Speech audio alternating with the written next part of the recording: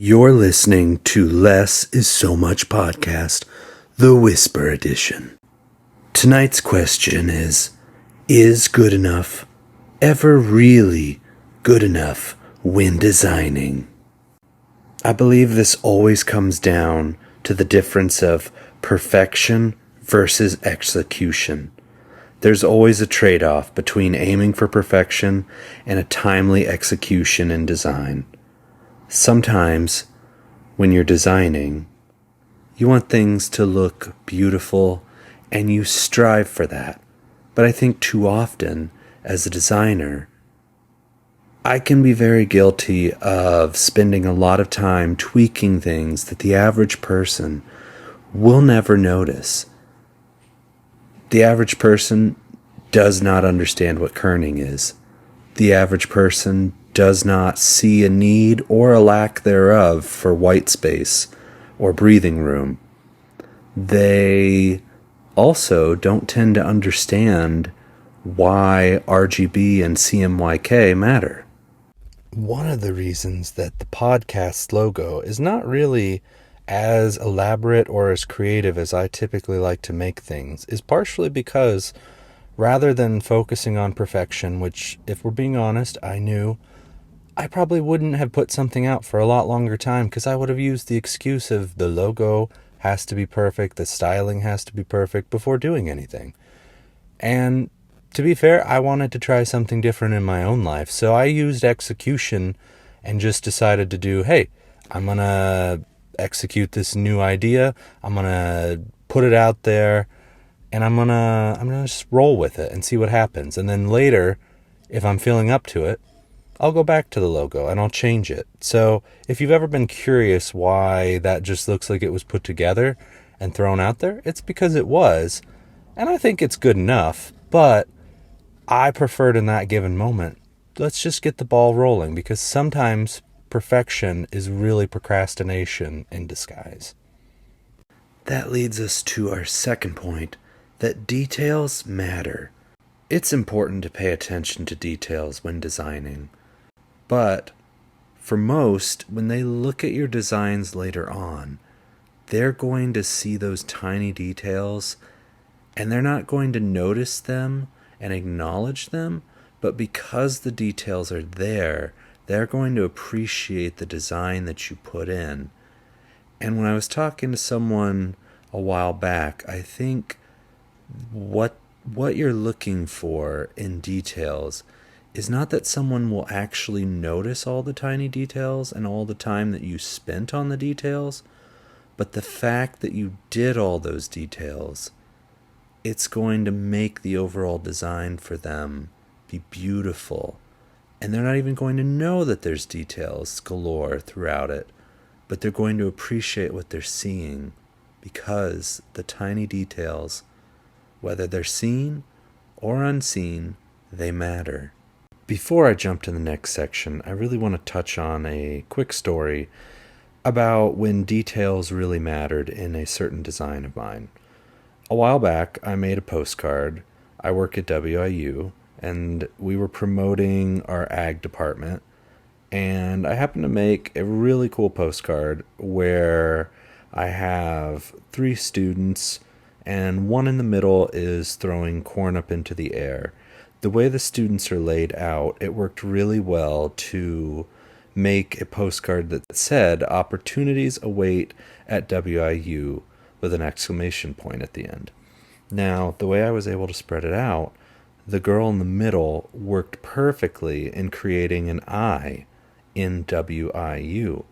Now, the problem is, as I started to play around with this and as I started to put the letters in front of and behind and add strokes and do a lot of different design elements to kind of make it really clear to read, some of the issues arose with the detail work as far as what do I do with the eye?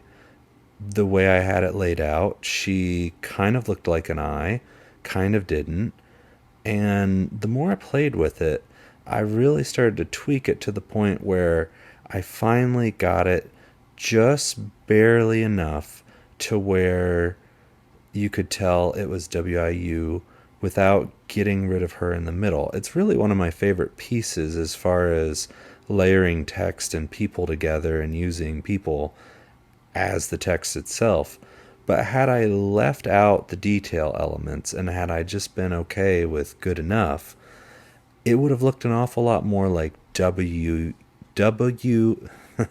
is tricky, W-U exclamation point. So instead of W-I-U, it would have looked like a W person U exclamation point.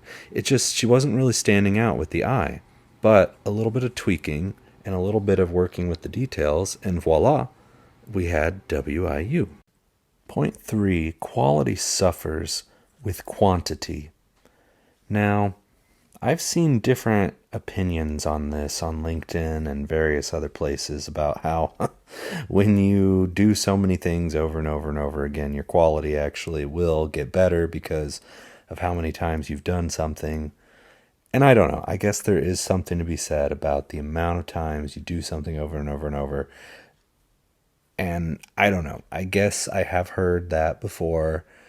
Someone used the example of pottery, and how people were told to just make one quality pot versus hundreds of pots, and naturally the ones that focused on just one pot versus hundreds of pots, theirs weren't as good as the ones who had been practicing and making 100 plus pots. Their pots got better.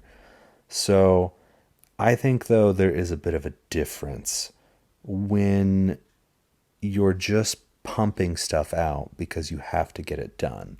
Now, I think in the analogy I shared, which I've seen various similar analogies, I personally tend to look at it more in the sense of like a chef cooking and there's too many dishes happening at once, gets way too over their head.